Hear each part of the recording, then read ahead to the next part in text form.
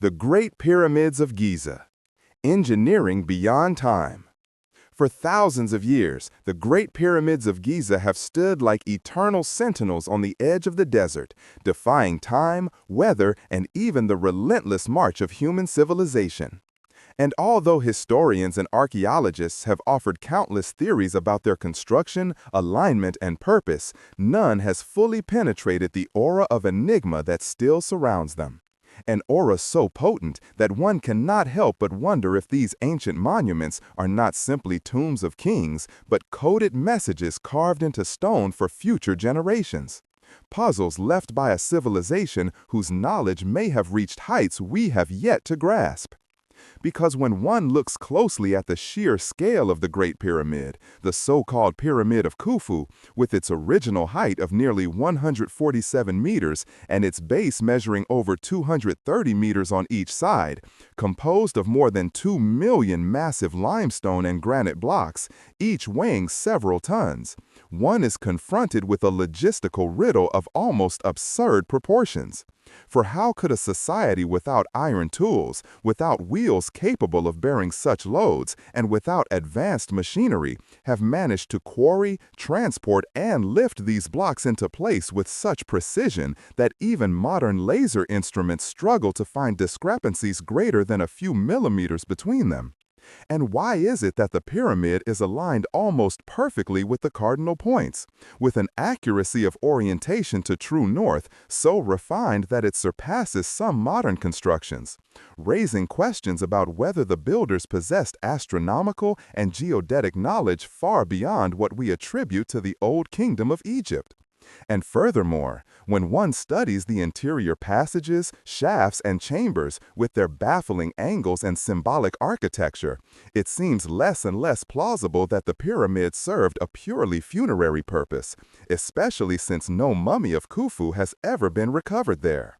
And many Egyptologists admit that despite centuries of exploration, the true function of the Great Pyramid remains unresolved, leading to speculation that it may have been a kind of observatory, an energy generator, or even a structure resonating with some lost technology capable of harnessing the Earth's natural frequencies. Ideas once dismissed as fringe, but now resurfacing in light of discoveries that the dimensions of the Great Pyramid encode mathematical constants like pi and the golden ratio, as well as astonishing correlations with the size of the Earth itself, suggesting that the builders either possessed an almost supernatural understanding of geometry and planetary science, or that they were inheritors of knowledge handed down from an even older, forgotten civilization. Perhaps one destroyed in a cataclysm that erased its traces from history, leaving behind only the pyramids as silent witnesses. And when we widen the lens to include the other pyramids of Giza, the Pyramid of Khafre with its mysterious optical illusion making it appear taller than Khufu's despite being slightly smaller, and the Pyramid of Menkaure, which though far less massive still exhibits astounding precision, we begin to see a deliberate pattern, especially when considering that the layout of the three pyramids mirrors, with uncanny similarity, the three stars of Orion's belt, an alignment that has fueled the so-called Orion correlation theory, which argues that the builders encoded celestial knowledge into the very landscape, tying earth and sky in a symbolic marriage of stone and starlight. And if this is true, then what was the purpose of such cosmic architecture? Was it to ensure the pharaoh's soul ascended to the heavens? Or was it something deeper? A message about humanity's connection to the cosmos? A message waiting for us, thousands of years later, to rediscover? And yet, while Orthodox scholars maintain that tens of thousands of laborers, carefully organized and supported by a sophisticated administrative system, could have achieved the construction through ramps, sledges, and sheer manpower, doubts persist. Because even with modern simulations and reconstructions, the logistics of such an endeavor remain daunting. The ramps alone would have required more material than the pyramid itself, and the time constraints, given Khufu's reign, suggest a near impossibility, leading some to hypothesize that mechanical aids unknown to us, perhaps involving water flotation, counterweights, or even technologies akin to cranes, were employed, though no direct evidence has yet surfaced. And this gap between what is officially claimed and what seems mechanically possible has created fertile ground for alternative theories, ranging from lost Atlantean knowledge to extraterrestrial intervention.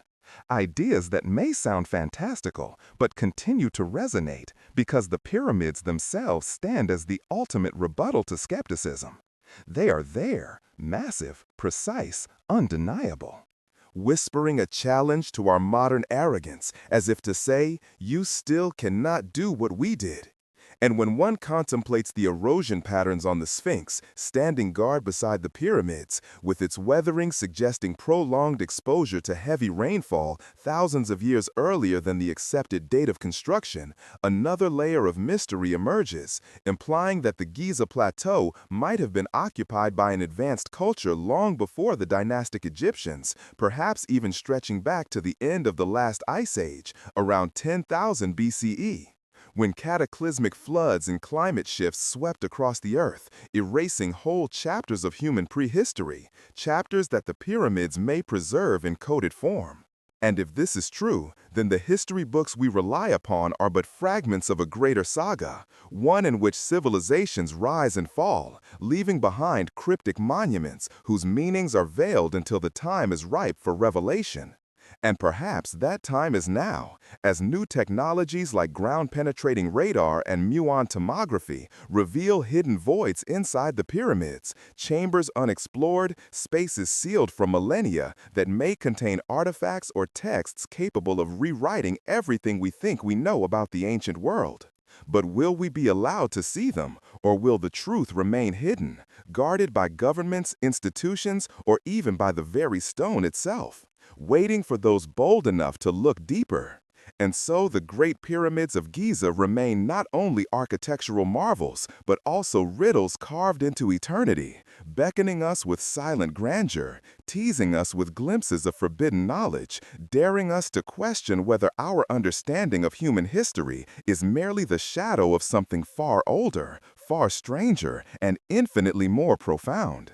And as the sun sets over the desert, casting long shadows across the weathered stones, one cannot help but feel that the pyramids are alive in their own way, humming with secrets, waiting for the right eyes and the right minds to unlock them.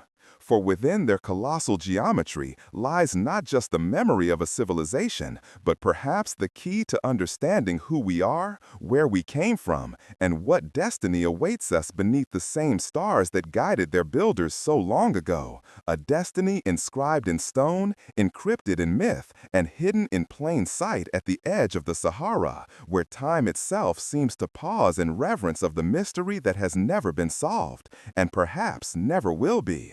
For it is not simply a riddle of stone, but the riddle of humanity itself. Göbekli Tepe, the world's first temple.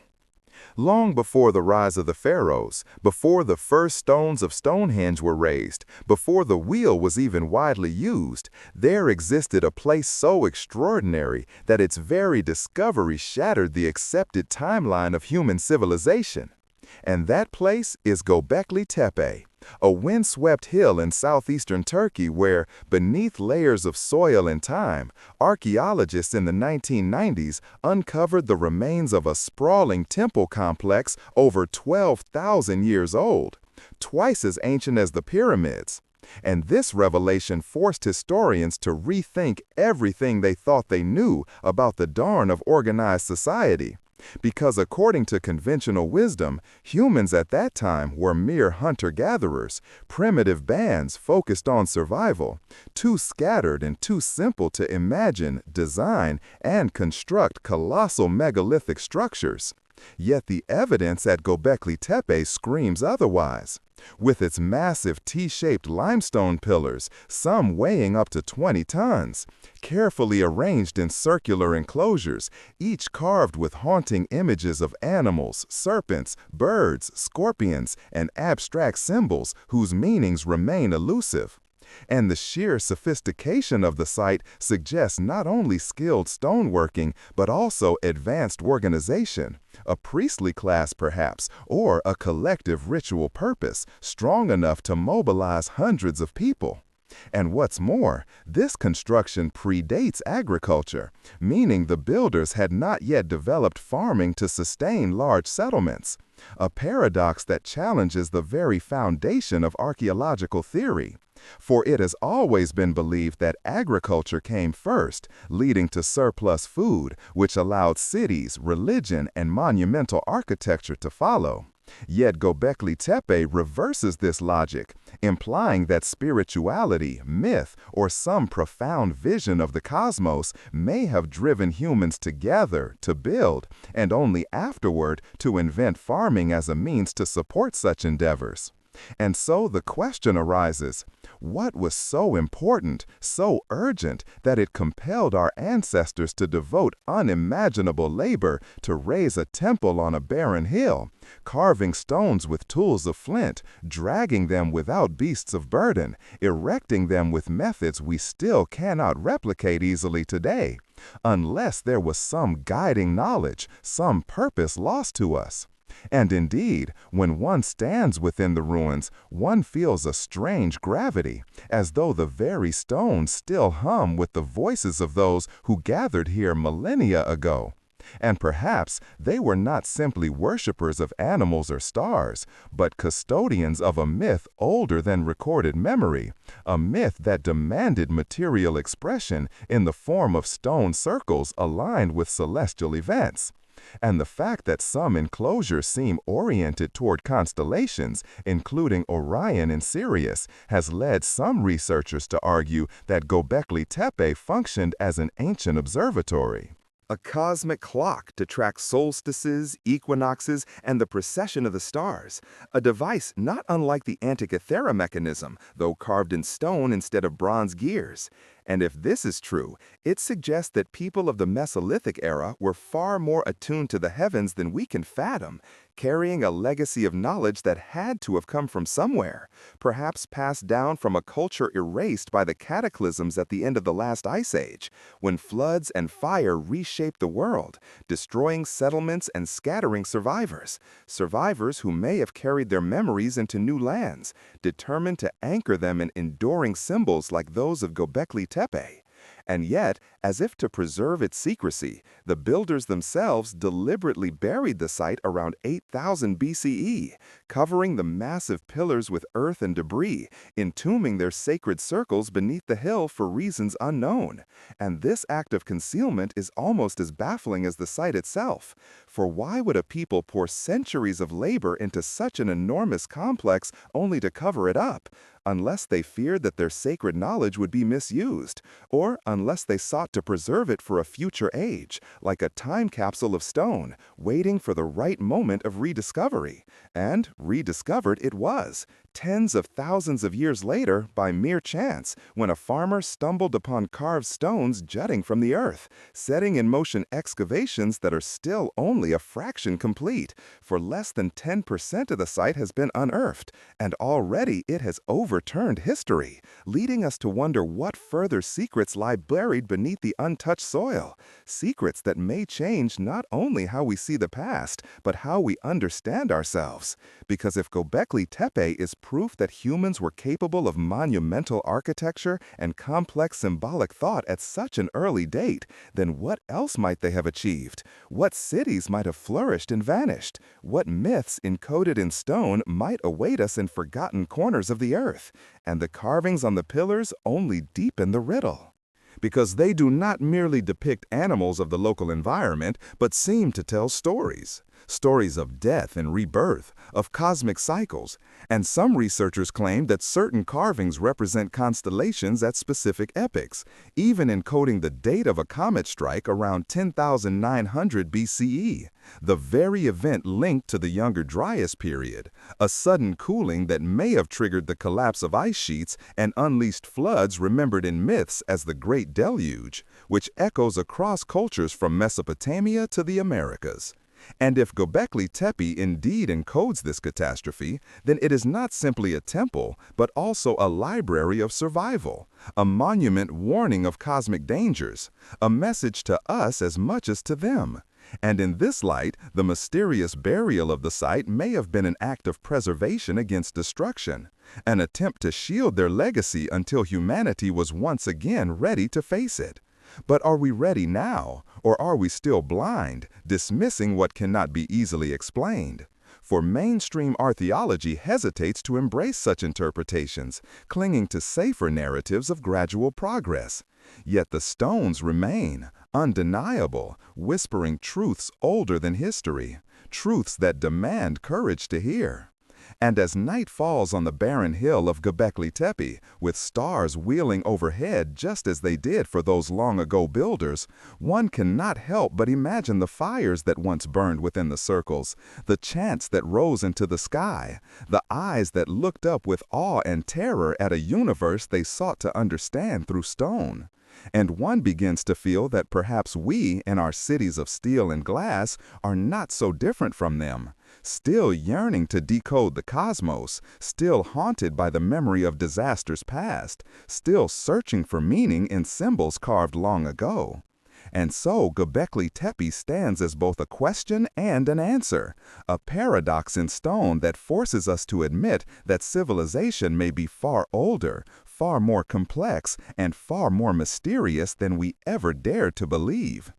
And in the silence of its buried chambers lies the possibility that our history is not a straight line of progress, but a circle, like the enclosures themselves, a cycle of rise and fall, remembering and forgetting, in which Göbekli Tepe is both a beginning and a warning.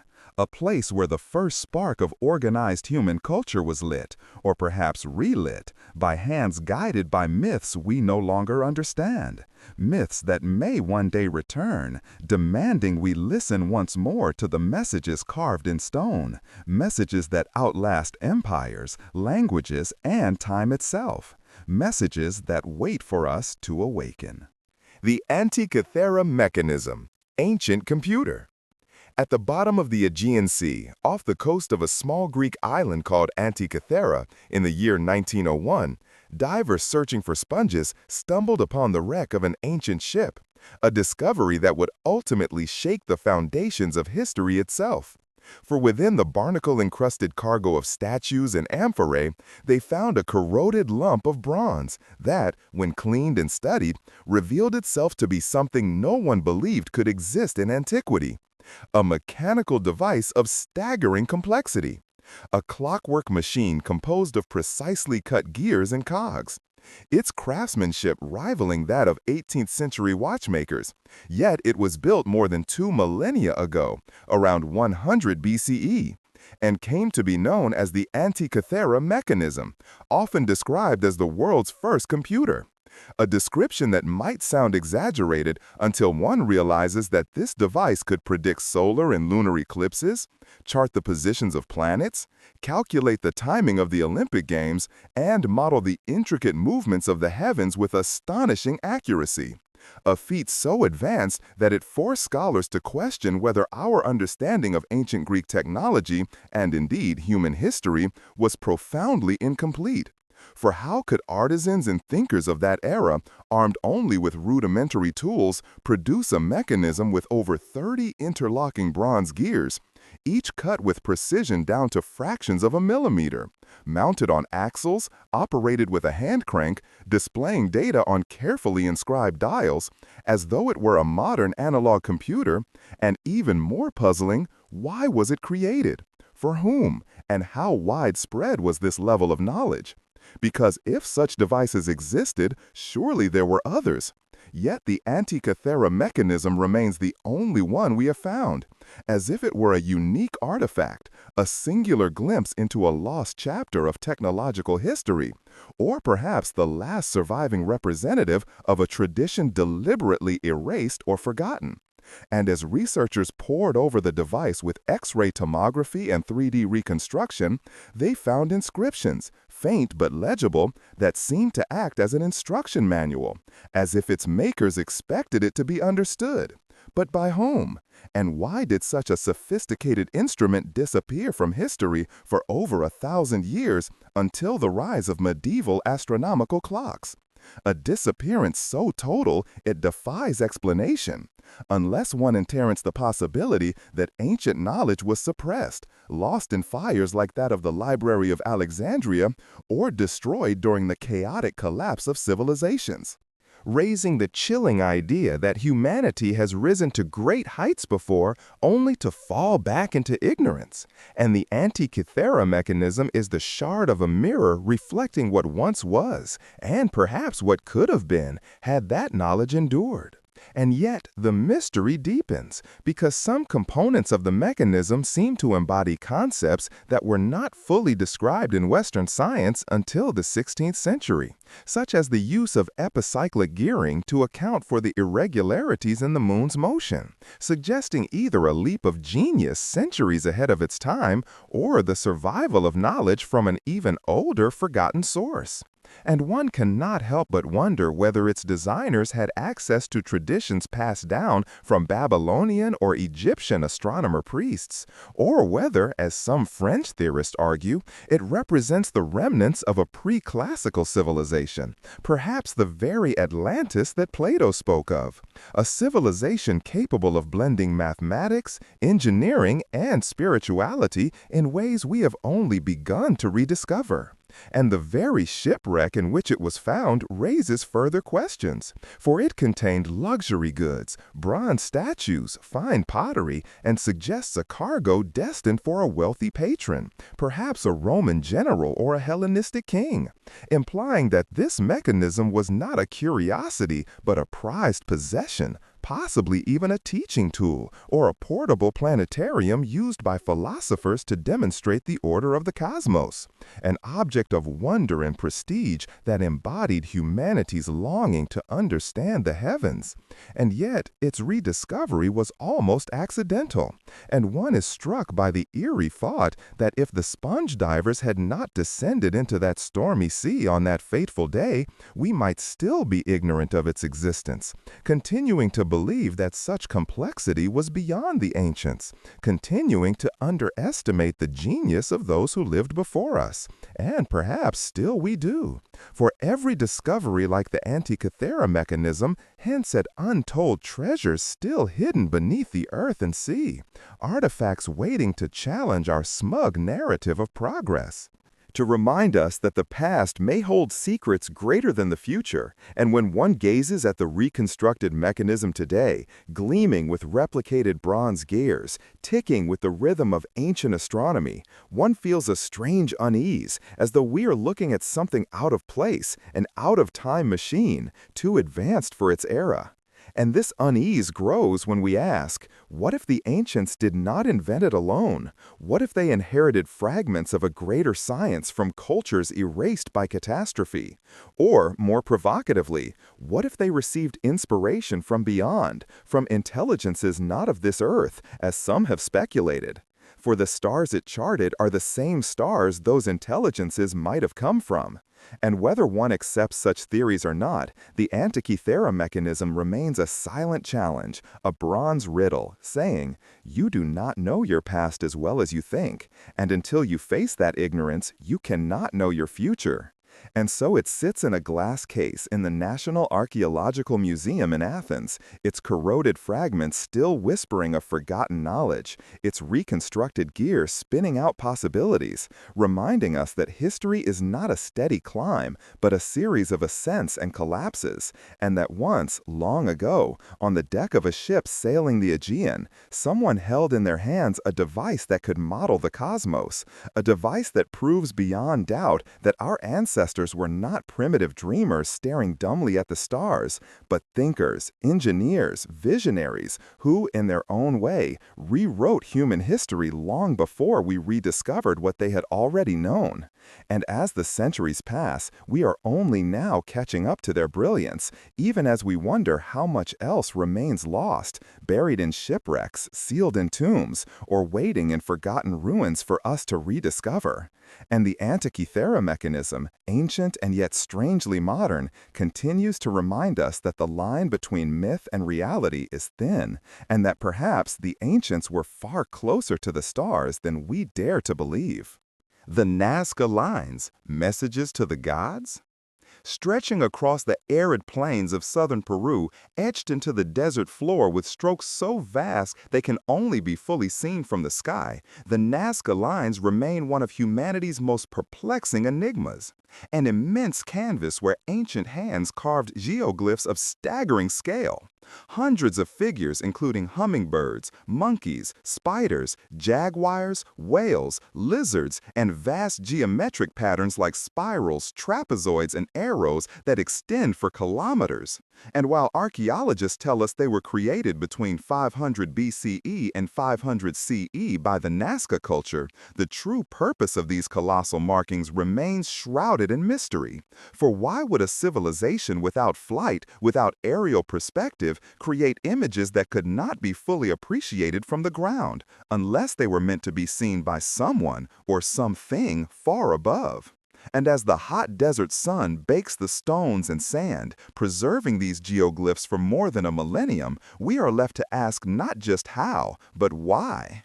Because technically the construction is simple. The dark oxidized stones of the desert surface were removed to reveal the lighter soil beneath. Yet the planning required is mind-boggling, for to maintain proportion across such massive distances without aerial surveying seems almost impossible. And though scholars suggest that the Nazca used ropes, stakes, and rudimentary grids, even these explanations fail to capture the scale and precision achieved, especially considering the absence of written records to explain their methods. And so theories have blossomed like the figures themselves, some suggesting they were ritual pathways walked during ceremonies to call for rain in this harshly dry land, others proposing that they were astronomical calendars aligning with solstices, equinoxes, and the rising of key stars, still others claiming they were maps of underground water sources guiding survival in an unforgiving desert. But none of these explanations quite satisfies. For the sheer diversity of the images, from animals of land, sea, and air to abstract geometries that stretch across the horizon, seems to hint at a language we cannot yet read, a symbolic code written not for human eyes, but perhaps for the gods above. And it is here that more radical interpretations emerge. For when one considers that the Nazca lines are best seen from the air, some have wondered whether they were designed for deities descending from the heavens, or even for beings not of this world. Runways for ancient visitors, messages carved into the earth to say, "We are here, we remember, we call to you." And though mainstream science dismisses such notions, the allure of the idea cannot be denied, for there is something undeniably alien in their vastness, something that stirs the imagination to see them as signals sent skyward. And yet, even if we set aside extraterrestrial hypotheses, the mystery remains no less profound. For these were people without metals, without wheels, living in fragile communities vulnerable to drought, and yet they devoted unimaginable time and energy to etching symbols so vast they transcended their immediate survival, suggesting a worldview in which communication with higher powers, whether cosmic or divine, was more essential than food or water. And that alone is shocking enough to rewrite our perception of ancient humanity, to remind us that they were not primitive but visionary, willing to carve their myths into the bones of the earth itself. And one cannot help but feel awe imagining the rituals that may have accompanied the creation of these lines. Priests walking in solemn procession along the pathways, chanting invocations to unseen beings, perhaps believing that each step activated the symbols, turning the desert into a living text, a sacred book read by the gods themselves. And the silence of the desert today only deepens the mystery, for when one flies above the Nazca Plain and sees the hummingbird stretching 300 feet across, its wings outstretched as if to take flight into eternity, or the monkey coiled in a perfect spiral, or the spider etched with almost mathematical precision, one feels the pulse of intention, of meaning, even if that meaning is forever beyond our grasp. And recent studies using satellite imagery and drone surveys continue to reveal new lines. New figures hidden beneath centuries of erosion, suggesting that the full scale of this geoglyphic masterpiece is not yet known. that the Nazca Desert may still hold countless secrets, and perhaps, as some believe, the lines form not isolated pictures but an interconnected map, a network whose full pattern only becomes clear from great height, as if designed for eyes that could soar above like birds or gods. And this possibility brings us back to the unsettling thought that the Nazca people either possessed an understanding of perspective and scale far beyond their time, or that they were inspired, guided, or compelled by forces we have yet to identify. And in either case, the lines stand as proof that ancient humanity reached for the skies in ways that defy our expectations, rewriting history by showing us that long before satellites and airplanes, people dreamed on a cosmic scale, inscribing their world with symbols vast enough to bridge the gulf between earth and heaven. And as the desert winds sweep across the plain, whispering over stones that have not moved in centuries, one feels that the Nazca lines are not merely art or ritual, but messages, timeless and inscrutable, waiting for someone to decode them. Perhaps us, perhaps future generations, or perhaps only those whom the lines were originally intended for, watchers from above who may or may not return. And until that day, the figures will remain, silent guardians of a mystery too vast for easy answers, etched into the very skin of the earth, reminding us that history is not a story of gradual steps, but of leaps, of visions, of sudden bursts of genius and faith that leave behind puzzles so grand they echo across millennia. And the Nazca lines, stretching endlessly beneath the burning sun, are one such puzzle, daring us to look upward, to imagine, and to admit that the truth of the past may be far stranger than we dare believe. The Voynich Manuscript, a book no one can read. In the hushed corridors of rare book collections, guarded by scholars and locked in climate-controlled cases, lies a manuscript so strange and so stubbornly resistant to interpretation that it has become one of the most haunting puzzles of human history. A book bound in vellum, filled with over 200 pages of flowing script written in an unknown language, embellished with illustrations of plants that do not exist, stars that defy identification, and women bathing in bizarre pools connected by tubes and channels. A work that seems to straddle the line between science and sorcery, reason and madness. And this is the Voynich Manuscript, named after Wilfrid Voynich, the antiquarian who purchased it in 1912, though the manuscript itself is far older, radiocarbon dating placing it in the early 15th century, though some suspect it may be even older still, perhaps a copy of an ancient source lost to time. And what makes it so terrifyingly captivating is not only that it resists translation, but that it resists every attempt at explanation. For cryptographers, linguists, historians, even code breakers from World War II and modern artificial intelligence systems have pored over its looping, elegant script, and yet no one has been able to determine whether the text is a genuine language, a cipher with a hidden key, or an elaborate hoax. And if it is a hoax, then it is the most elaborate ever perpetrated, sustained across hundreds of pages with consistent grammar, repeated structures, and statistical patterns that mimic natural languages, suggesting that it is not nonsense, but a code we cannot yet crack. And the very act of staring at its pages pulls one into a vortex of unease, as if the book itself were alive, mocking us with its silence. And the illustrations only deepen the enigma, for the plants depicted are unlike any species cataloged by botanists, though they bear tantalizing resemblances to known herbs, as if the artist were drawing from memory of a world slightly different from our own, or perhaps encoding multiple species into hybrid forms, a visual cipher layered atop the textual one. And then there are the astronomical and astrological diagrams, circular charts filled with unfamiliar constellations. Wheels within wheels that suggest an alternate cosmology, one not aligned with the Ptolemaic or Copernican systems, but something altogether alien. as though the book records the knowledge of another culture, perhaps one erased from history, or even, as some dare to whisper, a culture not of this earth.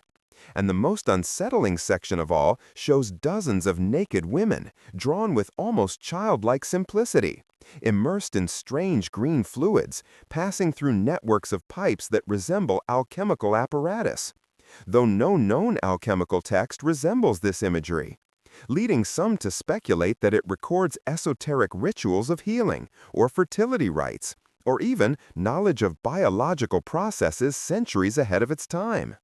Yet the truth remains maddeningly out of reach. For without understanding the text, all is speculation, and speculation has flourished, ranging from claims that it is the lost work of Roger Bacon, a medieval polymath accused of dabbling in forbidden sciences, to the possibility that it is a remnant of Cathar heresy, encoded to preserve secret wisdom from persecution, to the bold suggestion that it is a message from Atlantis or from beings beyond the stars, encoded in a language deliberately opaque to ensure that only those prepared to understand would do so. And the tragedy of the Voynich manuscript is that it both invites and resists understanding, drawing in generation after generation of seekers who pour years of their lives into deciphering it, only to emerge defeated, as though the book itself were a labyrinth with no exit, a trap for the curious. And in this lies its power. For few artifacts in human history so perfectly embody the allure of the unknown, the reminder that for all our advances, for all our machines and codes and algorithms, there still exists a text that mocks our intellect, that stares back at us from across the centuries and says, "You do not know. You cannot know, and perhaps you are not meant to know." And yet the obsession continues, because the thought that it might contain secrets, herbal remedies lost to time, a map to hidden places, the key to a forgotten cosmology, or even proof of contact with other worlds, is too intoxicating to abandon, and so the Voynich manuscript endures as both an object of study and a talisman of mystery, its pages as vivid today as when they were first inked, their colors still strange, their forms still unsettling, and one cannot help but imagine the hand that created it, dipping quill into ink, sketching impossible plants and stars, knowing perhaps that centuries later eyes would look upon these pages with wonder and confusion, perhaps even delighting in the thought of a future haunted by an undecipherable book, or perhaps simply fulfilling a duty to preserve knowledge in the only way possible, even if that knowledge had to be cloaked in secrecy.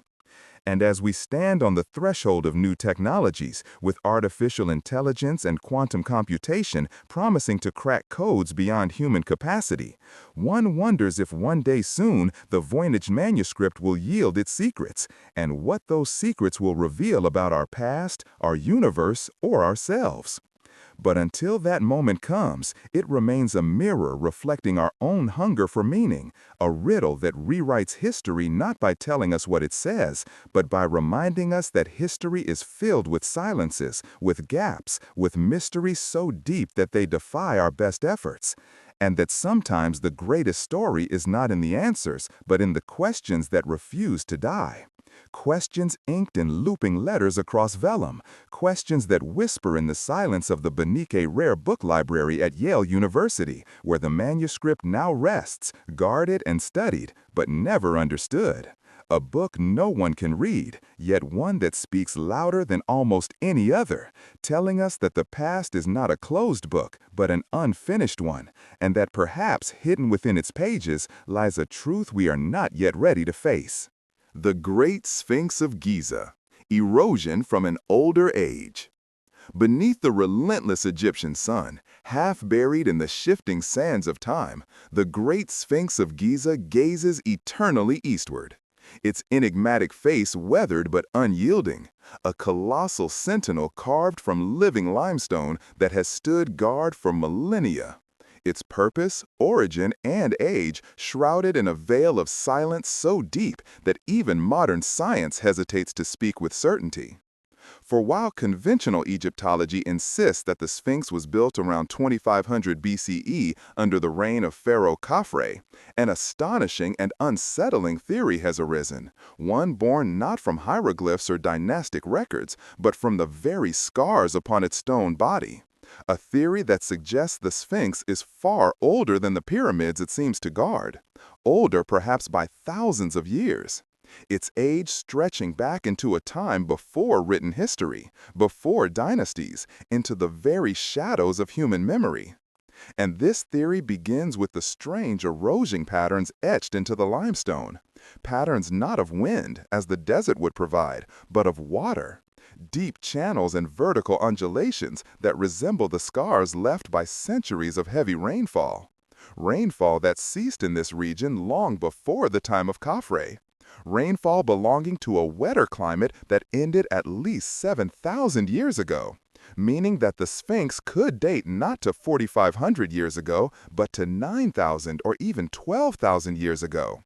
A claim that, if true, would rewrite the entire foundation of human history.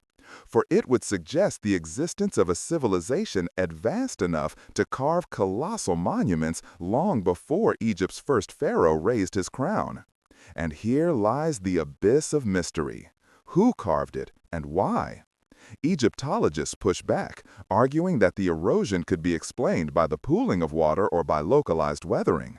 But geologists studying the Sphinx are unsettled, some admitting that the water-wear evidence is compelling, too consistent, too extensive, suggesting a truth that does not fit into the neat framework of accepted history. And if we accept that the Sphinx is older, then it stands as the solitary survivor of a forgotten civilization. A remnant of builders whose knowledge was erased by floods, quakes, or the passage of time, perhaps even the echo of a global cataclysm whispered in myths of Atlantis and other lost worlds. And when one looks into the eyes of the Sphinx, one cannot help but feel the weight of something unspeakably ancient, as though the monument were a message from an age when gods walked beside mortals, or when knowledge far beyond our understanding briefly lit the world before being swallowed by darkness. And the mystery deepens further when we consider that no ancient texts describe the Sphinx's construction. No temple walls commemorate its raising. No inscription names the king who ordered it. A silence almost unthinkable for Egypt, a culture obsessed with recording its triumphs.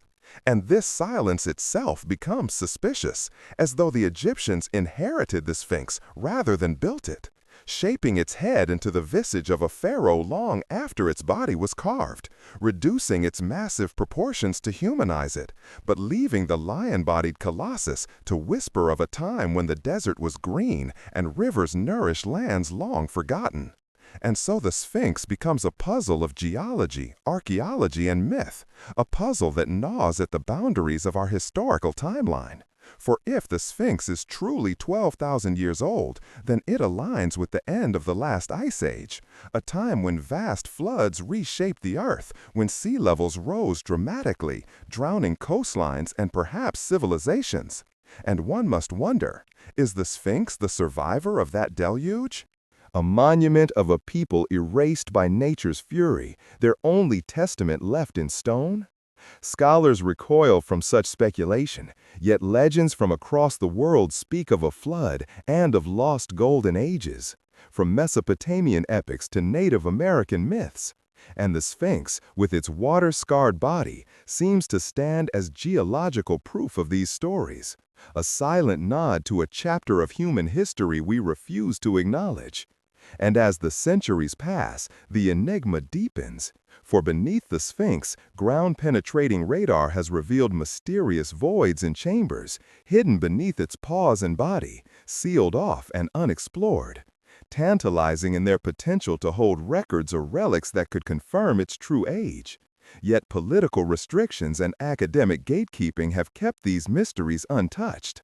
And so, the Sphinx continues to guard its secrets, half buried and half known, a riddle in stone that both defies and defines human history, reminding us that the timeline we cling to may be but a fragment of the truth.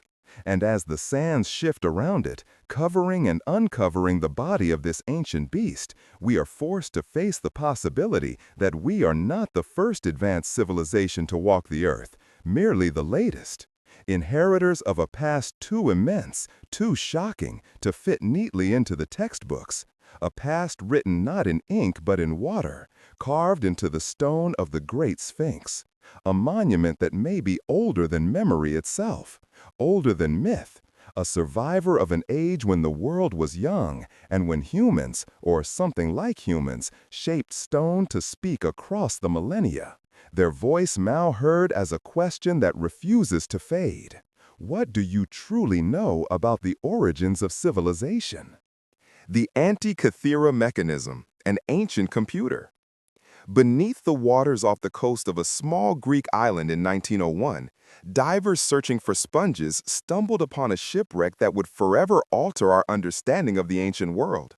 For amid the corroded bronze statues, amphora, and treasures lay an unassuming lump of encrusted metal that, once cleaned and studied, revealed gears, cogs, and precision engineering so advanced it should not have existed for another 1,500 years. And this strange artifact, later named the Antikythera mechanism, has been called the world's first computer. A device built in the 1st or 2nd century BCE that could predict the positions of the planets, forecast eclipses, chart lunar phases, and track cycles of time with uncanny accuracy. And yet it lay hidden in the sea for 2 millennia, silently mocking the linear story of technological progress. For according to the accepted narrative of history, no civilization at that time possessed the sophistication to create such a machine. And yet, here it is, its interlocking gears cut with such precision that even modern watchmakers marvel at the craftsmanship. Its function so complex that it can calculate celestial phenomena decades in advance.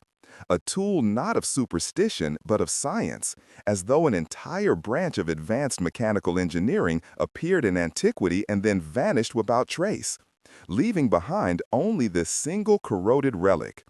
And the mystery deepens when one considers the implications. For if the Greeks, or perhaps some unknown culture before them, possessed the knowledge to build devices like this, where did that knowledge go, and why was it forgotten? For history records no lineage of such machines, no gradual refinement of gears and mechanisms leading to the clockwork of the Middle Ages, only silence, a gap as wide as the centuries themselves. And in this silence, speculation thrives. For some suggest that the Antikythera mechanism was not an isolated wonder, but the last survivor of a hidden tradition, a glimpse into an ancient science that was deliberately suppressed, destroyed, or lost in catastrophe. A reminder that human history is fragile, and that entire ages of discovery can vanish with the burning of a library or the fall of a city.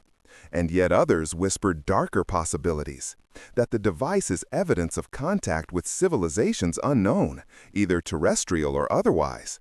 For its sudden appearance without precedent is as jarring as if a modern smartphone were uncovered in a medieval tomb. And as researchers scan the surviving fragments with X-ray tomography, revealing dozens of bronze gears meshing together with uncanny intelligence, they are haunted by the fact that this is only a portion of the original, that the complete mechanism was far larger, far more complex, with dials, inscriptions, and functions that we may never reconstruct. And what secrets might have been lost with the missing pieces? What data encoded into its bronze plates might have spoken of forgotten knowledge of the stars, the earth, and perhaps the very fabric of time itself? And yet the fragments we do have are enough to force a reckoning, for the Antikythera mechanism does not fit the story we tell of ourselves. It intrudes like a ghost, reminding us that perhaps history is not a steady climb from ignorance to enlightenment, but a cycle of rising and falling, of golden ages extinguished and rediscovered, and the shipwreck that carried it only deepens the enigma. For why was such a treasure aboard? Was it being transported to safety from destruction?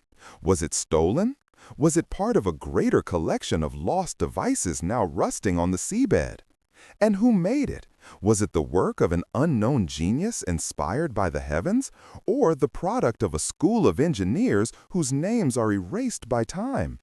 And as the questions multiply, the answers retreat until we are left with only awe and unease, staring at the mechanical ghost of a civilization that should not have been able to exist, yet clearly did. And perhaps the greatest shock of all is not that the Antikythera mechanism exists, but that it suggests what else might have existed alongside it. Inventions, machines, and sciences now utterly forgotten. Proof that the world we inhabit may only be the latest draft of human progress, not the first, nor the greatest, but merely the survivor. And in the gears of the Antikythera mechanism, we hear the grinding of time itself, whispering that our history is incomplete, that civilizations rise and fall like waves, and that what we think of as modern brilliance may in truth be the faint echo of an age of genius drowned in the sea of forgetting, preserved only in a corroded device that defies every explanation, yet demands to be seen, held, and feared. For it tells us in silent bronze teeth that human history is not as simple as we pretend, and that the past, far from primitive, may yet prove more advanced, more enigmatic, and more shocking than our fragile pride can endure. Stonehenge, portal or observatory? Across the windswept plains of Salisbury in southern England, where mist rolls low over the grass and the cries of crows circle the horizon, rises a monument so stark, so ancient, and so inexplicable that it has haunted human imagination for centuries. A circle of colossal stones placed with deliberate precision, their lintels balanced atop uprights with uncanny symmetry, forming gateways of stone that align not with chance, but with the movements of the heavens. And this is Stonehenge, a place whose very existence whispers of knowledge that should not have belonged to Neolithic builders 5,000 years ago. For how could primitive tribes with no wheels, no metal tools, and no written language have dragged stones weighing up to 50 tons across miles of unforgiving land? Some brought from quarries more than 100 miles away in Wales, hauled over hills and rivers with methods no one has convincingly explained, and then raised them into perfect circles aligned with astronomical events, particularly the solstices, suggesting not only brute force, but a sophisticated grasp of celestial cycles, a knowledge we associate with civilizations far more advanced and far later in time. And as the winds howl through the megaliths, one cannot help but feel the echo of something older still, something beyond the reach of archaeology. For Stonehenge is not simply a monument, it is a riddle carved into the earth, a place where myth and science intertwine, where every stone seems to hum with unspeakable purpose. And the debates rage. Was it a temple for rituals? A cemetery for ancestors? A healing site where people came to be cured, or an astronomical observatory charting the sun, moon, and stars with a precision rivaling modern instruments? And yet even these explanations seem inadequate, for the true power of Stonehenge lies not only in its alignments, but in the sense that it was built as a bridge between worlds, a portal where the veil between the living and the dead, between the mortal and the divine, between this world and others was thinnest, a place where shamans and priests could commune with forces beyond comprehension. And in this sense, it becomes both observatory and gateway, for the heavens and the underworld converge in its circle, the movements of the sun marking life's cycle, while the stones themselves anchor the souls of the departed. And the legends that grew around it, of Merlin moving the stones with magic, of giants carrying them from a faraway land, of fairies and otherworldly beings dancing among them, speak to an intuition that this place was never merely human, that it was built either with the guidance of gods or by a civilization whose wisdom we have long forgotten. And when archaeologists dig beneath its soil, they uncover layers upon layers of activity, from burials to ceremonial fires, from animal sacrifices to feasting grounds, evidence of gatherings on a scale that defies the notion of scattered tribes, suggesting instead a level of organization, ritual, and social complexity lost to our modern reconstructions of prehistory. And yet still the central question remains unanswered. Why here? Why in this configuration? Why at this alignment? And why did the builders go to such unimaginable lengths to erect a monument whose meaning slips further from us with every passing century? And perhaps the most chilling thought of all is that Stonehenge was never meant for us to understand, that it was built for another kind of mind, another way of seeing the world, one attuned to energies, cycles, and dimensions we can no longer perceive. And so it stands as a fossil of consciousness itself, a testament to a worldview that has slipped into myth, leaving only stones as silent witnesses, their shadows stretching across the solstice dawn, reminding us that our ancestors may have known secrets about the cosmos, life, and death that we dismiss at our peril. And as tourists circle the stones today, taking photographs, touching the ancient pillars, few realize that they are standing at the threshold of a portal, a place where alignments of earth and sky converge in a geometry that humbles even modern astronomers. And whether Stonehenge was a temple, a machine of stone to track the heavens, a site of healing, or a gateway to realms beyond, it remains one of the most unsettling reminders that human history is not a straight path from ignorance to knowledge, but a labyrinth of forgotten wisdom, abandoned temples, and monuments that point to truths we dare not name. And until the day the stones themselves speak, Stonehenge will continue to guard its secret, a circle of giants in the mist, a question carved into time.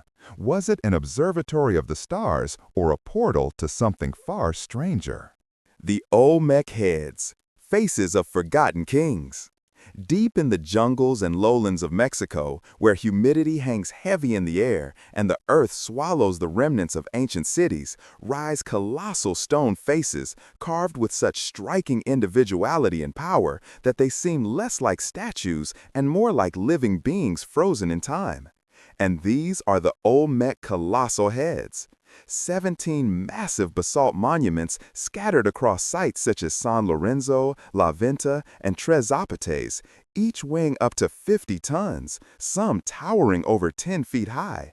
Their helmets and stern expressions etched with a realism and force that still defy explanation. And what makes them so haunting is not merely their size, but their mystery. For they appear suddenly in the archaeological record around 1200 BCE, centuries before the Maya or the Aztec rose to power, carved by a civilization we barely understand, the Olmecs, often called the mother culture of Mesoamerica. And yet the purpose of these heads, their identities, and even the methods of their creation remain cloaked in silence. For no tools capable of carving such hard volcanic stone have been found. No written records tell us who the faces represent, and no definitive explanation exists for how such colossal stones were transported across rivers and jungles from quarries dozens of miles away, often without wheels, beasts of burden, or metal. A feat that suggests not only immense labor, but knowledge and coordination beyond what we attribute to early Mesoamerican societies.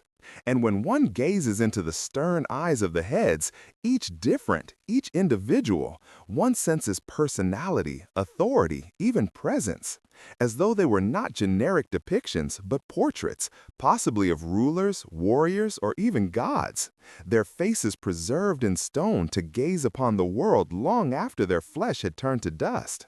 And here the mystery deepens, for some scholars argue they are rulers immortalized as living deities, while others whisper that they may represent outsiders, strangers whose features do not align with local populations, sparking theories that the Olmecs had contact with distant peoples, perhaps Africans, Asians, or even gods, long before Columbus set sail. And though mainstream archaeology dismisses such claims as speculation, the heads themselves offer little comfort. Their broad noses, full lips, and rounded cheeks fueling endless debates about their origins, as though the stones themselves were taunting us with faces from a forgotten chapter of human migration or influence. And beyond their identity lies the deeper question of why they were made. Why such effort and precision were poured into crafting monuments that were then partially buried, hidden, or arranged in patterns suggesting ritual significance. And were they guardians of sacred spaces, embodiments of ancestral spirits, or masks for portals between the human and divine? And still, the silence of the Olmecs persists, for they left no deciphered texts, only art, statues, and these great heads, so that we are left to piece together their story from fragments, each interpretation as fragile as the jungle soil that hides and reveals them. And as explorers uncovered them in the 19th and 20th centuries, their strange appearance provoked awe and unease, as though they had been waiting for us, watching silently from beneath the earth until the moment of rediscovery. And perhaps that is their greatest power, that even today, with satellites mapping the globe and science explaining the stars, we cannot explain the faces in stone. We can only guess, and in those guesses lies the possibility that our history is incomplete, that the Olmecs were heirs to an older wisdom, perhaps one carried across oceans, perhaps one born of a civilization erased by cataclysm, perhaps one we will never know. And so, the colossal heads remain not just monuments, but messengers, whispering that the story of humanity is deeper, older, and stranger than we dare to imagine. Their stone gaze is unblinking, as though challenging us to remember what we have forgotten. And until that day comes, they stand in the jungles like sentinels of mystery, faces of forgotten kings, or perhaps something far more shocking, something we have yet to name. The Shroud of Turin, Cloth of Christ, or Hoax. In a dimly lit cathedral in Turin, Italy, housed behind bulletproof glass and revealed to the public only on rare occasions, lies a length of linen that has provoked both reverence and outrage, faith and skepticism, a relic that some call the holiest of all and others dismiss as the cleverest of frauds. For upon this ancient cloth appears the faint image of a man, front and back, bearing wounds of crucifixion. A man whose haunting eyes seem to stare through centuries. And this relic is the Shroud of Turin, believed by millions to be the burial cloth of Jesus Christ himself. And whether divine or deceitful, its existence has rewritten not only the history of religion, but the very relationship between faith and science. For the image upon the cloth is no ordinary stain or painting, but something stranger, an imprint that no artist of the medieval world, or even the modern, has convincingly replicated. For the figure is created not by pigment or dye, but by some form of surface discoloration at the molecular level of the linen fibers, a change so subtle that it resists reproduction. And when examined under modern tools, the image reveals properties akin to a photographic negative. Discovered in 1898 when an amateur photographer named Secondo Pia captured the shroud on film and saw the image sharpen into startling clarity, revealing details invisible to the naked eye. A revelation that shook the world and ignited the modern obsession with the relic. And since then, the shroud has been tested, prodded, photographed, and radiocarbon dated, with results that only deepen the enigma. For in 1988, 3 laboratories declared it a medieval forgery, dating the cloth to between 1260 and 1390, seemingly ending the debate. And yet the verdict was not closure, but the opening of a new storm. For critics pointed out flaws in the sampling, claiming that the tested fibers came not from the original cloth, but from a section repaired in the Middle Ages, their age contaminated by newer material. And further studies revealed traces of pollen from plants native to the Holy Land, as well as faint impressions of coins on the eyes of the figure dated to the time of Pontius Pilate. And even forensic pathologists examining the bloodstains noted their uncanny consistency with the wounds of crucifixion, placed with a precision that would be impossible for a medieval artist unfamiliar with Roman execution methods. For nails are shown not through the palms, but through the wrists, the only way to bear a body's weight on a cross. And here the mystery grows darker still. For how could a medieval forger know such anatomical and historical details centuries before crucifixion was studied in modern archaeology? And if the image was painted, why does no pigment penetrate the cloth? Why does no brushstroke exist? Why does the image vanish at close range only to appear in full form at a distance? And how could anyone in the Middle Ages produce an effect resembling photography 5 centuries before the invention of the camera? And so the debate rages on, with skeptics arguing that it is a masterpiece of deception, a relic produced to inspire faith and wealth in the medieval church, while believers see in its faint lines the very face of Christ. A supernatural imprint left at the moment of resurrection, a flash of energy so powerful it seared his likeness into the linen as light itself exploded from the tomb. And yet even modern attempts to reproduce such an image with lasers and radiation failed to match its subtleties, leaving us to wonder whether the shroud is a relic of divine intervention, a work of forgotten technology, or a hoax so perfect that it defies explanation even under 21st century scrutiny. And beyond the scientific and religious debate lies its haunting psychological effect. For millions have gazed upon the image and felt not analysis but awe, a shiver of recognition, as though the eyes staring through the cloth see beyond time, beyond faith, into the essence of human mortality and hope. And perhaps that is its true power, that whether authentic or forged, the Shroud of Turin forces us to confront the deepest question of history. Did a man named Jesus truly rise from the dead? And if so, is this cloth the one silent witness, a piece of linen that carries the greatest secret of all? Or is it instead a reminder of our hunger for belief, a relic woven not by divine hands but by human ambition, yet so perfect in its deception that it has become holy nonetheless?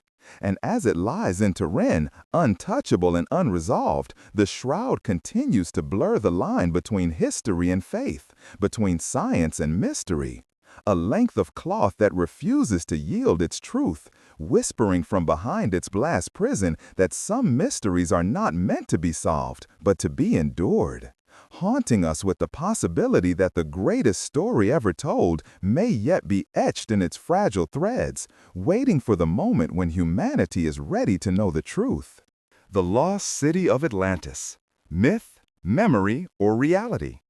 For more than 2,000 years, the story has endured, whispered through the pages of philosophy, sung by poets, pondered by historians, and chased by explorers.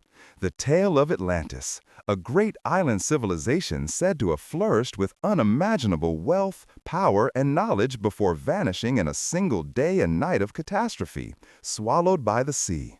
A legend first told by Plato in his dialogues Timaeus and Critias around 360 BCE.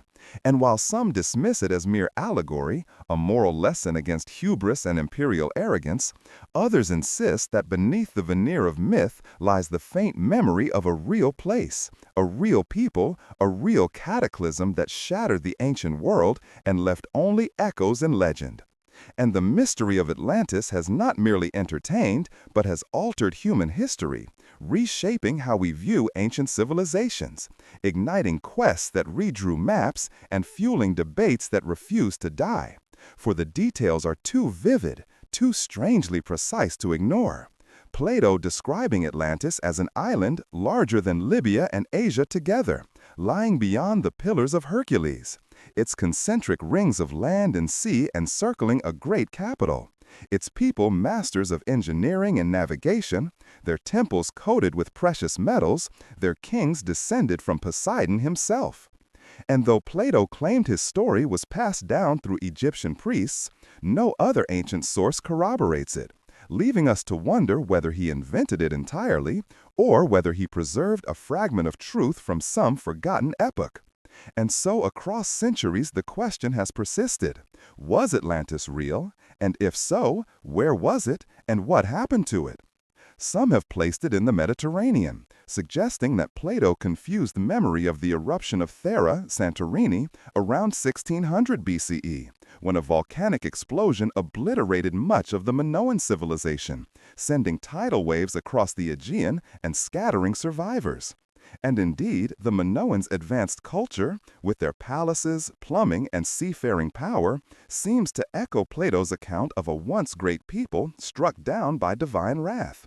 Yet others look farther west, pointing to the Azores, Canary Islands, or even the Caribbean, arguing that Atlantis was a transatlantic civilization, a bridge between Europe and the Americas, whose memory lingered in Old World myth and New World ruins. While some theories stretch still farther, imagining Atlantis beneath Antarctica, shifted there by crustal displacement, or sunken beneath the mid-Atlantic ridge, its ruins hidden under miles of ocean.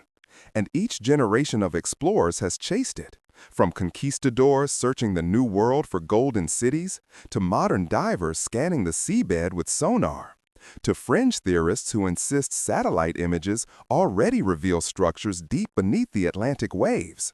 And yet, the more we seek it, the more Atlantis seems to elude us, like a ghost of history that recedes whenever we approach. But what makes the tale truly shocking is not just its survival, but its influence. For the idea of Atlantis has reshaped how we think about history itself, suggesting that civilizations may rise and fall in cycles, that knowledge may be lost and rediscovered, that humanity may not be as linear or progressive as we like to believe. And indeed, the legend of Atlantis has inspired countless pseudo-histories and speculative theories of forgotten technologies, of civilizations with mastery over electricity, flight, or cosmic knowledge long before our recorded history. Some claiming Atlanteans built the pyramids or seeded the world with culture, others that they destroyed themselves with weapons of their own making.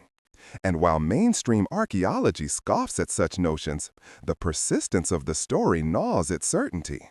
For why would Plato, otherwise so rational and meticulous, invent such a vivid tale without precedent, unless he was drawing from something older, something barely remembered, perhaps tales of a deluge passed down from survivors of a great flood? And here the connections deepen, for nearly every culture on Earth has a flood myth. From Mesopotamia's epic of Gilgamesh to the biblical Noah to the stories of Mesoamerica and beyond, all echoing a time when waters rose and swallowed worlds. And modern geology confirms that at the end of the last ice age, around 12,000 years ago, sea levels rose dramatically, drowning coastlines and perhaps entire civilizations that lived along them. And here the date itself aligns with Plato's own.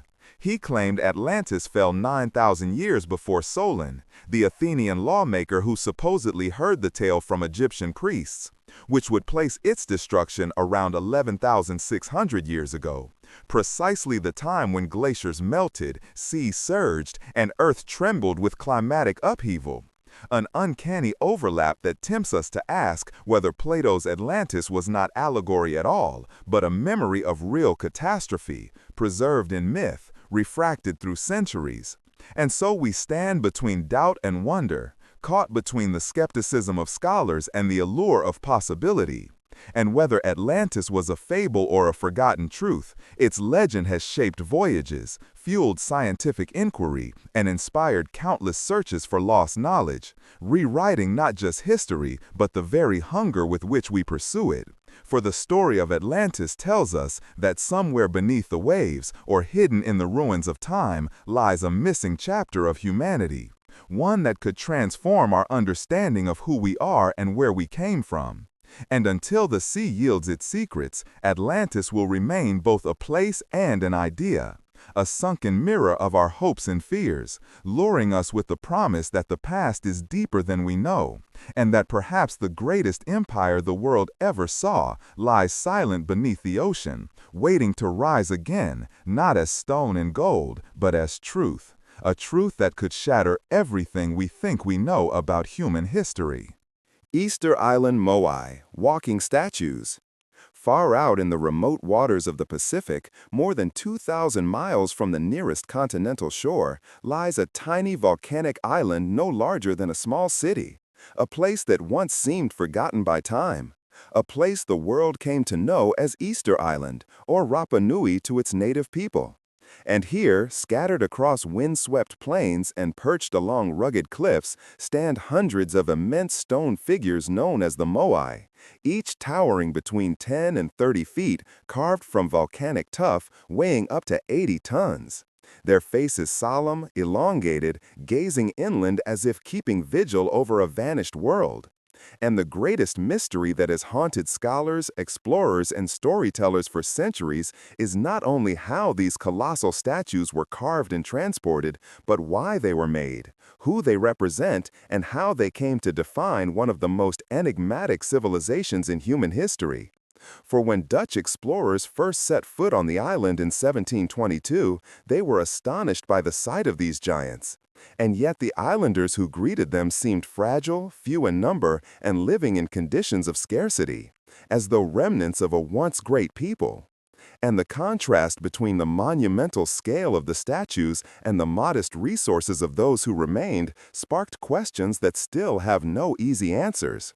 Because how could an isolated population, with no beasts of burden, no wheels, and only rudimentary tools, have raised and moved such colossal creations across miles of rugged terrain, setting them upright on platforms called ahu with an engineering precision that rivaled the greatest civilizations of the world? The mystery deepens when one considers the legends of the islanders themselves. For according to oral tradition, the statues did not need sleds, logs, or cranes. They walked, they moved of their own accord, swaying forward as if alive, guided by a sacred force known as mana, the spiritual power invoked by the priests. And while to modern ears such stories sound like metaphor or myth, experiments conducted in recent decades have shown that with ropes and careful coordination, small teams can indeed walk a moai by rocking it side to side, inching it forward in a way that eerily mimics the old tales. And so we are left to wonder whether the Rapa Nui memory of walking statues is not myth but memory of a forgotten engineering technique. One cloaked in the language of the sacred because the act itself seemed like magic. Yet the Moai are not merely feats of transportation, they are embodiments of ancestors, each said to represent a deified chief, a guardian spirit who watched over the people. And they were placed to face inland, their backs to the sea, as though to protect the villages from within. Their watchful eyes once painted and adorned with towering red stone headdressers called pukao, amplifying their grandeur. And in this we see not only artistry, but a society organized with religious devotion, labor, and hierarchy strong enough to mobilize hundreds of workers for years, even decades. And here lies the darker side of the enigma. For the very act of carving and erecting the Moai may have driven the island to ruin, stripping its forests for tools, sledges, and ropes, leading to deforestation, soil erosion, famine, and ultimately societal collapse. A tragic parable of ambition outpacing environment. And yet, some argue this collapse narrative is oversimplified, imposed by outsiders eager to see in Rapa Nui a cautionary tale about ecological suicide, when in fact evidence shows that the islanders adapted with ingenuity, creating rock gardens, building subterranean shelters, and sustaining their culture even amid hardship, and that the true collapse came not from the statues, but from European contact, bringing disease, slave raids, and colonization, which decimated the population and erased much of their history. But even this does not resolve the mystery, because the sheer number of Moai, nearly 1,000 scattered across the island, with many more abandoned in quarries as if construction ceased suddenly, suggests a cultural fervor bordering on obsession. A devotion so consuming that it raises the question of whether the Moai served purposes beyond ancestor worship, perhaps as astronomical markers, territorial claims, or even as a form of competition between clans that escalated into a frenzy of construction, each seeking to outdo the other until the system could no longer be sustained. And deeper still, some whisper that the Moai are relics of knowledge far older than Rapa Nui, that the island was once a remnant of a lost seafaring civilization, perhaps even connected to the myths of Mu or Lemuria, its statues not simply ancestral effigies, but remnants of a forgotten golden age of navigation, when Polynesian voyagers mapped the stars and crossed oceans long before Europeans dared sail beyond sight of land. And in this view, the Moai become symbols not of isolation, but of connection, markers of a world linked by sea roads we no longer remember. And yet mainstream archaeology resists such speculation, holding that the Moai were purely local creations, the pinnacle of Rapa Nui ingenuity. Though this only heightens the awe that such a small, remote community could accomplish feats so staggering that they rival the pyramids and Stonehenge in global imagination. The mystery also lingers in the statues themselves, for many remain half-buried, their bodies extending deep underground, suggesting that what we see as heads are in fact full figures, intricately carved with hands, backs, and symbols, as though meant to embody more than faces. They are complete beings, guardians rooted in earth, their enormity hidden beneath centuries of soil. And this raises further questions about whether their burial was intentional, a ritual act, or the result of natural erosion. And if intentional, what meaning it held to consign these titans half into the earth, as if uniting them with the island itself. Moreover, the Moai's orientation has baffled researchers, for while most face inland, a few are turned toward the sea, as if guarding not the people but the horizon, watching for arrivals or departures, hinting at stories now lost. And the platforms they stand upon often contain tombs, merging the sacred landscape of the living and the dead, blurring boundaries between ancestor, guardian, and god. Even the quarry at Rano-Raraku, where most of the statues were carved, adds to the enigma, with hundreds of Moai left unfinished, as though a sudden catastrophe halted the work, freezing time in stone, leaving future generations to puzzle over what calamity or decision ended the age of walking statues. The strangest thought of all is that we may never fully know why the Rapa Nui poured such effort into these giants, why they believed so strongly in the power of stone ancestors that they reshaped their island for centuries. Because the Moai are not just monuments, they are mirrors of humanity's own eternal drive to remember, to honor, to reach beyond mortality, to make permanence from impermanence. And in their silence, they challenge us to ask not only how they were moved, but why we too carve monuments, why we build, why we insist on leaving echoes in stone, as though fearing to vanish without a trace.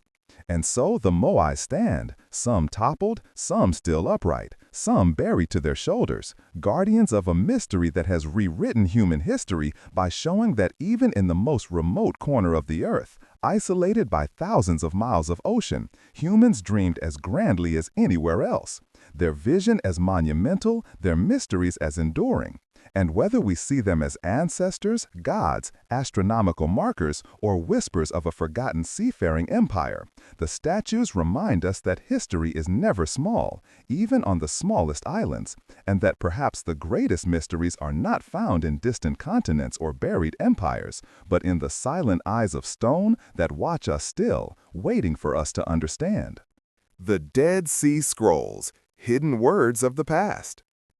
In the arid cliffs overlooking the salt-laden waters of the Dead Sea, in caves carved by time and shadow, a shepherd's casual toss of a stone in 1947 revealed not only jars of parchment, but one of the most shocking discoveries in human history. For within those brittle scrolls lay words that had slept for 2 millennia, words that rewrote our understanding of religion, history, and the blurred line between myth and memory. And as archaeologists, scholars, and theologians unraveled the fragments, numbering nearly 1,000 texts across 11 caves at Qumran, they realized they were holding the oldest surviving biblical manuscripts, alongside apocalyptic visions, sectarian rules, hymns, and secret writings never seen before. The hidden library of a vanished community, perhaps the Essenes, who lived in strict isolation and believed themselves keepers of divine truth awaiting the end of days. And yet who exactly wrote these scrolls remains a mystery still contested. Some attributing them to Essenes, others to priests fleeing Jerusalem's destruction, others still to different Jewish sects hiding their treasures as Rome's legions advanced. And the scrolls' contents have shaken long-held certainties, for they contain early versions of nearly every book of the Hebrew Bible, sometimes word for word, sometimes with startling differences, revealing that Scripture was not fixed and immutable, but fluid, evolving, shaped by communities before it hardened into canon. And this revelation alone forces us to confront the uncomfortable truth that what billions revere as eternal text was once contested, revised, and preserved in different voices. And among the fragments are also texts excluded from the Bible, apocryphal psalms, alternative Genesis stories, visions of angels and demons that suggest Judaism of the Second Temple period was far more diverse, mystical, and tumultuous than later traditions admitted. A world where prophets, priests, and rebels vied for authority, and where messianic expectations burned like fire, awaiting a deliverer who would shatter Rome and restore divine order. And here is where the scrolls stir an even deeper mystery, for woven through them are references to a teacher of righteousness, a shadowy figure described as a persecuted leader of the sect, opposed by a wicked priest and man of the lie. A drama of betrayal and martyrdom that eerily echoes the later Christian story of Jesus, raising the question, were the scrolls preserving an earlier template of messianic narrative that Christianity inherited, or do they in fact hint at figures contemporary with Jesus, providing an unacknowledged background to the faith that would later dominate the world? This unsettling possibility has made the scrolls both treasure and threat, fueling conspiracy theories that the Vatican or governments suppress certain fragments to avoid revelations that might undermine orthodoxy, and indeed the decades-long delay in releasing the full corpus of texts to the public only heightened suspicions, as if within those fragile parchments lay secrets too explosive to reveal, perhaps accounts of Jesus outside the Gospels, perhaps doctrines that diverge from accepted faith, perhaps proof that the boundary between Judaism and Christianity was far more porous than dogma allows. And while most scholars deny such extremes, the scrolls undeniably challenge the notion of a monolithic biblical tradition, revealing instead a swirling sea of competing visions, some mystical, some apocalyptic, some fiercely legalistic, all striving to interpret the covenant and the destiny of Israel in the shadow of empire. But the scrolls are not only a religious puzzle, they are a historical time capsule, offering windows into the daily lives, rituals, and worldview of a community otherwise erased by time, describing purity laws, communal meals, initiation rites, and cosmic battles between the sons of light and sons of darkness. Language that shows the deep apocalyptic mood of the age, a conviction that history was hurtling toward cataclysm and renewal. And in these texts, we see reflections of ideas that later echoed in Christianity, Gnosticism, and Rabbinic Judaism, as though Qumran was a crucible where currents of thought boiled and fused. And yet, the greatest mystery may not be the content but the concealment. Why were these texts hidden, sealed in caves, abandoned for centuries, only to be found by accident? The prevailing theory is that as Rome crushed the Jewish revolt in 70 CE, sect members hid their library to preserve it from destruction, never returning to retrieve it. But some whisper of deeper reasons, that these scrolls were hidden not just from soldiers, but from rivals, kept secret because they contained forbidden knowledge, esoteric wisdom reserved for initiatives. And indeed, among the more esoteric texts are treatises on angelic hierarchies, cosmic calendars, and mystical visions that feel less like scripture and more like revelations of a hidden science of time and destiny, sparking speculation that the Qumran sect tapped into mysteries lost to the mainstream. And here, the scrolls intersect with broader enigmas of human history, for their language, their code-like community rules, their obsession with purity and light evoke parallels with mystery schools across the ancient world, raising the question of whether Qumran was an isolated sect or part of a wider hidden tradition of initiates, guarding truths passed in fragments across civilizations, truths that may have influenced the birth of Christianity itself. As science advances, the scrolls continue to yield surprises, with DNA analysis of the parchment revealing origins of the animals used, carbon dating pushing timelines, multispectral imaging uncovering letters invisible to the naked eye, restoring lost words and meanings. And yet, for every line clarified, new puzzles emerge, such as odd calendrical systems that differ from the traditional Jewish calendar, or prophecies that seem to point to historical figures still debated, leaving the sense that we are only scratching the surface of what these texts truly meant to their authors. And perhaps that is the greatest power of the Dead Sea Scrolls, that in their silence, their fragmentation, their fragile survival against time, they remind us that history is layered, contested, and never final. That even the holiest texts were once drafts in human hands, subject to revision and concealment, and that hidden in the caves of our past are always words waiting to be found, words that can unsettle, redefine, and shock us into new visions of where we come from and who we are. The Indus Valley Script, the language that won't speak. In the baking plains of what is now Pakistan and northwest India, along the dried courses of ancient rivers, archaeologists have unearthed the ruins of one of humanity's earliest great civilizations, the Indus Valley or Harappan civilization, which flourished between 2600 and 1900 BCE. Contemporaneous with Mesopotamia and Egypt, and in many ways just as sophisticated.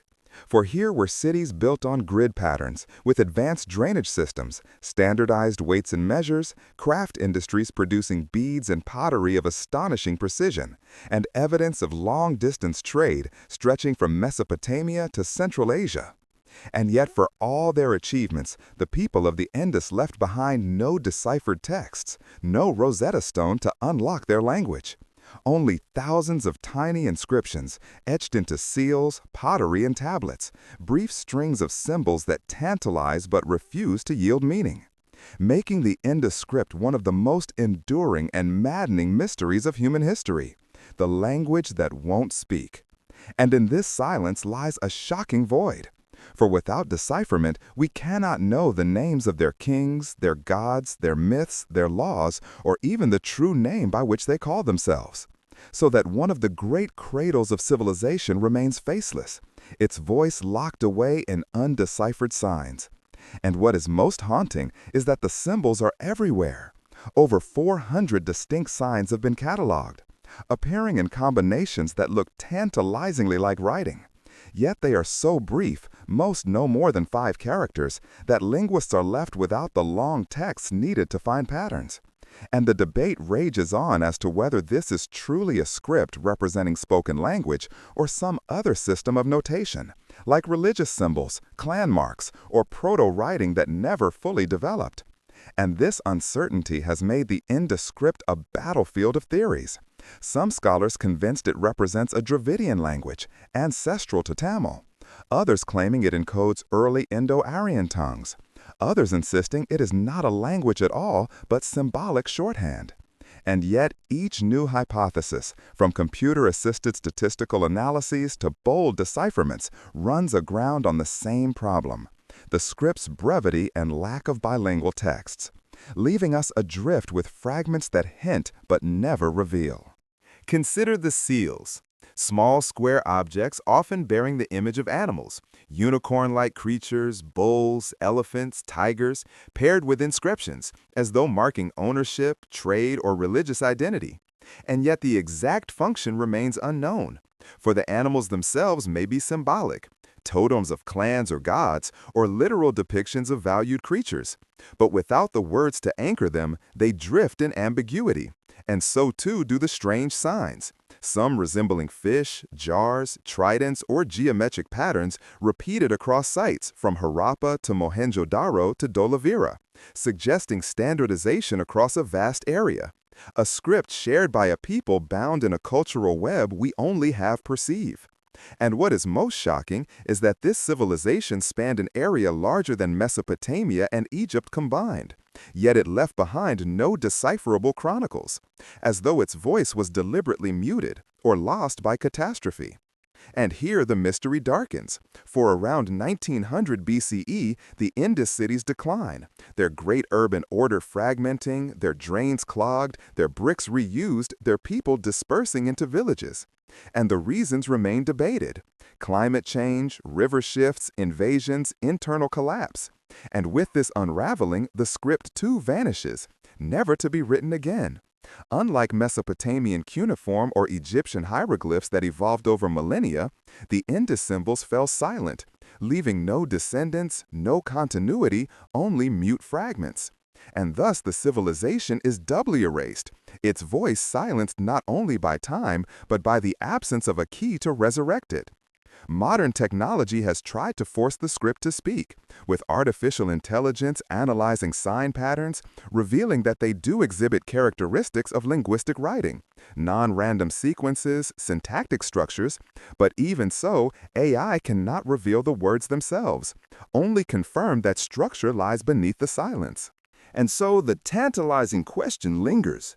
What stories did these people tell? What prayers did they offer? What laws did they inscribe? And did they leave warnings or wisdom we can no longer read? Some claim the signs encode astronomical or mathematical knowledge, others that they hold religious hymns, others that they mark trade goods. But until a bilingual text is found, like the Rosetta Stone that unlocked Egypt, the Indus script remains sealed, a riddle carved into stone, taunting us. And in this silence arises the unsettling possibility that we may never decipher it, that a whole civilization may remain voiceless forever, its gods nameless, its heroes forgotten, its myths erased, not by destruction, but by the opacity of its symbols. A sobering reminder that history is fragile, that memory can vanish even when stone endures, and that language, the thread that binds the past to the present, can unravel and leave us staring at signs without meaning. Yet perhaps the greatest mystery is not that we cannot read their words, but that despite this, we sense their greatness, their sophistication, their shared humanity, through their architecture, their art, their standardized systems, as though the very order of their city speaks in silence, a language of bricks and drains that tells us these were people of reason, organization, and imagination, a civilization equal to any.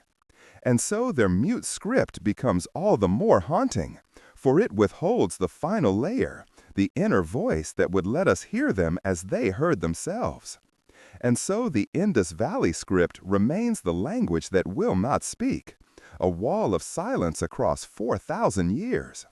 And in that silence is perhaps the greatest lesson of all, that history is not guaranteed, that the past can vanish, and that mysteries remain not only in the unknown corners of the world, but in the heart of its earliest civilizations, whispering from clay and stone that we do not know as much as we think, and that until the signs reveal their secret, the Indus Valley will remain both one of humanity's brightest achievements and one of its deepest enigmas, a voice lost in time, waiting, perhaps forever, for someone who can finally hear it. Ooparts, artifacts out of time. Among the most tantalizing and unsettling mysteries in the study of human history are the so-called Ooparts, or out-of-place artifacts, objects that seem to defy the timeline of accepted archaeology and human development, relics that appear in strata where they should not exist, or which exhibit craftsmanship and knowledge supposedly far beyond the capabilities of the civilizations credited with making them. And it is here that the line between established science and forbidden history grows thin, for Ooparts seem to whisper of lost ages, forgotten civilizations, and perhaps even visitors from beyond. leaving us to wonder whether human history is a straight march from primitive beginnings to modern achievement, or whether it is instead a palimpsest of rises, collapses, and erasures, with fragments from other epochs bleeding through. And the stories are as numerous as they are unsettling, beginning with the famous Antikythera mechanism, dredged from a shipwreck off the coast of Greece in 1901, an encrusted lump of bronze that, once cleaned and studied with modern X-rays, revealed itself to be a complex gear-driven device, an ancient analog computer dating back to the 2nd century BCE, capable of predicting eclipses, planetary positions, and calendrical cycles with astonishing precision. And though scholars now accept it as genuine, its existence was long dismissed as impossible, for no other mechanism like it would appear in the historical record until over 1,000 years later. And thus it became a cornerstone of the Ooparts mystery, proof that technology can appear, vanish, and be forgotten, leaving us to ask, what else might have been lost? And then there are stranger tales still, such as the so-called Baghdad Battery, clay jars unearthed near Baghdad and dated to around 200 BCE, each containing a copper cylinder and iron rod, which, when filled with an acidic liquid, could generate a small electrical charge, leading to speculation that the ancients had discovered electroplating or other uses of electricity long before its supposed discovery in modern times, though mainstream scholars caution against overinterpretation, insisting the jars could have been mere storage vessels or ritual objects. Yet the uncanny similarity to simple galvanic cells refuses to fade from popular imagination, and the thought that ancient artisans might have brushed gold onto their treasures using a forgotten science remains alluring. Even more disquieting are reports of objects embedded in stone, such as a supposed hammer encased in rock from Texas claimed to be hundreds of millions of years old, or metal spheres with parallel grooves found in South African mines, allegedly dating back billions of years according to the geological layers in which they were discovered, raising the hair-raising possibility that either the dates are misunderstood or our entire chronology of Earth's history has overlooked chapters in which advanced beings walk the planet. And while skeptics argue contamination, misidentification, or outright hoaxes, the sheer persistence of these stories speaks to a deep unease. What if the past is stranger than we dare admit? Consider, too, the enigmatic Piri Reis map, drawn in 1513 by an Ottoman admiral, which appears to show the coastline of South America with uncanny accuracy at a time when European explorers had mapped only fragments. And more startling still, portions of the Antarctic coast as it would appear free of ice, a condition that mainstream geology insists has not existed for thousands of years. And though critics argue the lines are misinterpreted or copied from older charts of unknown origin, the question lingers. How could such knowledge exist in the early 16th century unless it was preserved from a far older source? This theme recurs across Ooparts, the suggestion that there once existed a mother civilization, perhaps Atlantis, perhaps another lost culture, whose knowledge trickled down through fragments, maps, and myths, resurfacing in odd places before fading again. And it is this possibility that makes Ooparts so disconcerting. They hint that our timeline is incomplete, punctured by holes where memories of greatness were erased. There are even whispers of crystal skulls, intricately carved from single blocks of quartz, supposedly found in Central America and attributed to pre-Columbian cultures. Yet the precision of their carving, with no visible tool marks and aligned against the natural crystalline axis, has led some to argue they could not have been made with known ancient methods, sparking legends of Atlantean relics, alien gifts, or ritual objects imbued with supernatural powers, though laboratory tests suggest some were carved with modern tools, casting doubt, yet leaving the myth undiminished, for people cling to the idea that such impossibilities lurk in our past. Even the Bible and other sacred texts speak of enigmatic devices that could be seen as Ooparts, the Ark of the Covenant described as radiating dangerous power, the mysterious chariots of fire, or the fabled vimanas of ancient India, flying machines said to traverse the skies. And though many dismiss such stories as metaphor or myth, some see in them encoded memories of technologies beyond the reach of their time, echoing through legend like the faint shadow of a truth almost too large to fit into history as we know it. And here is the heart of the Ooparts enigma. Are these truly evidence of anomalies, of civilizations advanced beyond their time, of lost ages of brilliance? Or are they mere misinterpretations, hoaxes, and coincidences amplified by human longing for mystery? Skeptics rightly warn of sensationalism, noting that many Ooparts lack secure provenance, their contexts disturbed, their dating uncertain, and yet the sheer number of such reports, scattered across continents and centuries, continues to gnaw at the edges of orthodoxy, suggesting that even if 90% can be explained away, the remainder may still hold a truth uncomfortably out of place. Perhaps the most shocking possibility is that human history is not linear but cyclical, that civilizations rise, attain knowledge, collapse, and are forgotten, leaving only scattered artifacts to haunt their successors.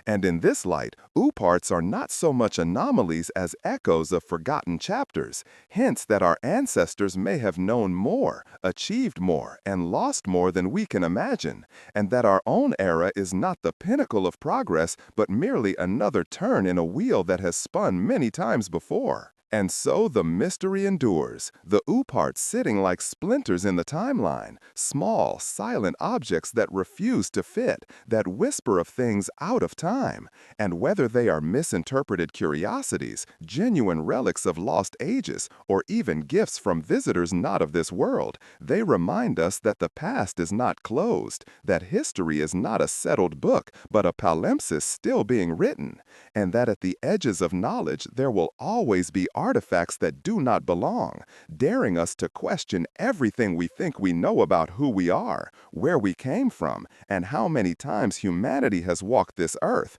only to leave behind puzzles that mock the arrogance of certainty.